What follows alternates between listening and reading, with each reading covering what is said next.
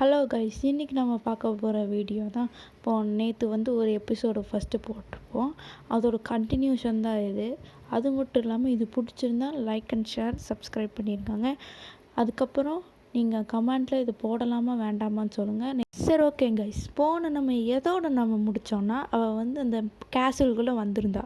அது வரைக்கும் முடிச்சிருந்தான். அவங்க அப்பா இப்போ என்ன சொல்கிறான்னா, வா வா மகளே வா, என் கையை பிடிச்சிட்டு கீழே இறங்கு அப்படிங்கிறாங்க.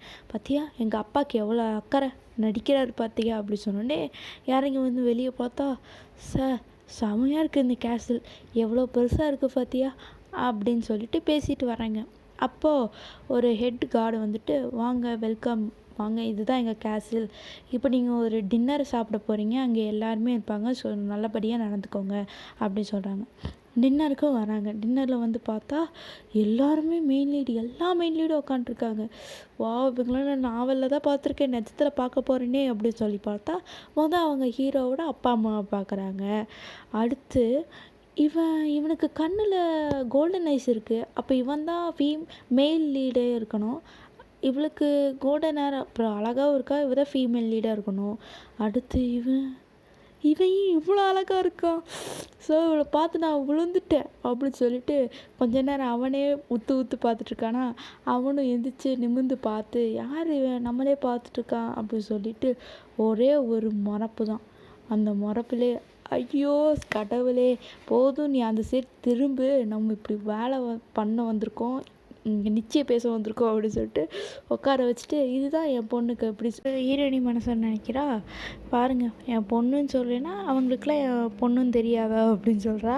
அப்புறம் அவங்க அம்மா என்ன சொல்கிறாங்கன்னா, ஹீரோவோட அம்மா, எதித், நீ இந்த மாதிரி மெய்ட்ஸ் எல்லாம் தனியாக கொண்டு வராதப்பா, இங்கே இருக்க மெய்டே பார்த்துப்பாங்க அப்படின்னு சொன்னோன்னே ஹீரோயினியோட அப்பா, நீங்கள் தனியாலாம் மெய்டு கொண்டு வராதீங்கிறீங்க, எதுக்கு அப்படி சொல்கிறீங்கன்னா, நீங்கள் வரும்போது உங்கள் மெய்டு கூட்டிகிட்டு வரல தானே அப்படிங்கிறாங்க. அந்த காரணத்தினால தானே என் பொண்ணையும் மெய்டெல்லாம் கொண்டு வர வேண்டாம்னு சொல்கிறீங்க அப்படின்னு இருக்கும்போது எதித் மட்டும் இருந்துச்சு, இல்லைப்பா நான் இதை தனியாகவே சமாளிச்சுப்பேன், இங்கே இருக்க மெய்டே போதும், நீங்கள் தனியாக அரேஞ்ச் பண்ண வேண்டாம் அப்படின்ட்டா. நீ எதுக்கு நான் பேச சொல்லாமல் நீ பேசுன அப்படின்னு கேட்கும்போது, அப்பா நல்லா கவனிச்சுக்கோங்க, அவங்களோட ட்ரஸ்ட்டு நமக்கு வேணும், அப்போ தான் நம்மளோட பிளான்ஸ் சக்ஸஸ் ஆகும். நான் ஏதாவது உடம்பு சரியில்லைன்னு சொல்லி அப்புறமேல் கூட நம்ம மெய்டை வர வச்சுக்கலாம் அப்படின்னு சொல்கிறாங்க. அதுக்கப்புறம் கொஞ்ச நாள் போகுது. ஹீரோவும் ஹீரோயினியோட கல்யாண நாளும் வருது. கல்யாணமும் ரொம்ப சந்தோஷமாக நடக்குது. அதுக்கப்புறம் அப்போது அவங்க 2 பேரையும் ரிங்கு மாற்றிக்கோங்க, அப்போ தான் கல்யாணம் ஃபுல்லாக முடியும் அப்படின்னு சொல்கிறாங்க. ஹீரோயினி கையை நீட்டுறா, ரிங்கையும் ஹீரோ மாட்டி விட்டுறாரு. எப்படி மாட்டி விட்றாருனா, அவரோட சுண்டு விரல் கூட அவன் மேலே பட்டாத மாதிரி மாட்டி விட்றாரு.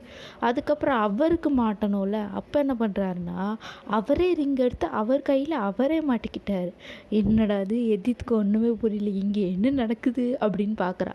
சரி, அதுக்கப்புறம் அந்த 2 சின்ன பசங்களையும் பார்த்துட்டு அதுக்கப்புறம் திரும்பி நின்றுட்டு, அப்பா ஒரு வழியாக கல்யாணம் முடிஞ்சிடுச்சுப்பா அப்படின்னு சொல்கிறா. என்ன பண்ணுறா, ரொம்ப அமைதியாக இருக்காளே, இவளோட கேரக்டர் இல்லையே அப்படின்னு பார்த்துட்டு ஹீரோவை திருப்பிக்கிறாரு. அதுக்கப்புறம் நைட்டு வீட்டுக்கு அப்பா இந்த ட்ரெஸ்ஸை கழட்டி போட்டதுக்கப்புறம் தான் மூச்சோட முடியுது அப்படின்னு சொன்னோடனே யாரும் கதவு தட்டுறாங்க. சரி வாங்க அப்படின்னு சொன்னோடனே யார் வந்திருக்கான்னு பார்த்தா அந்த மெயின் லீடு வந்திருக்கா. ஐயோ இவளுக்கு என்ன இங்கே வேலை அப்படின்னு பார்க்கும்போது தான் தெரியுது, அவள் ஒயிட் கலர் ட்ரெஸ்ஸு போட்டிருக்கா. இப்போ எதித் சொல்கிறா, அந்த நாவலில் இருக்க வில்லினா இப்போ ஒயிட் ட்ரெஸ்ஸுக்கு போட்டதுக்கு கண்ணா பின்னான்னு திட்டுவான், நான் அவள் கிடையாதே, அதனால நான் என்ன பண்ண போகிறேன்னா சாஃப்டாக பேசி இவளை இங்கேருந்து அனுப்ப போகிறேன். அப்புறம் இந்த நாவலோட 2வது எபிசோடு இதோட முடியுது கைஸ். இனி உங்களுக்கு அடுத்தடுத்து வேணுன்னா கமெண்ட் பண்ணுங்கள், லைக் பண்ணுங்கள், ஷேர் பண்ணிடுங்க. சரி, ஓகே, கமெண்டில் போடலாமான்னு சொல்லிடுங்க, அப்போ தான் அடுத்தடுத்து கொஞ்சம் போடுறதுக்கு நல்லாயிருக்கும். நான் அப்போ அவங்கவுங்க பேர் மென்ஷன் பண்ணாமல் இருப்பேன். இவனோட பேர் இவன் தான் கிளிஃபு, இவ பேர் ரைஸு, ஓகேங்களா, நல்லா ஞாபகம் வச்சுக்கோங்க. சரி, ஓகே கைஸ், நம்ம இதோட எபிசோட் 2 முடிச்சுக்கலாம். எபிசோட் 3 வேணுன்னா மறக்காமல் கமெண்ட் பண்ணிடுங்க. ஸோ ஓகேவா, பாய் கைஸ்.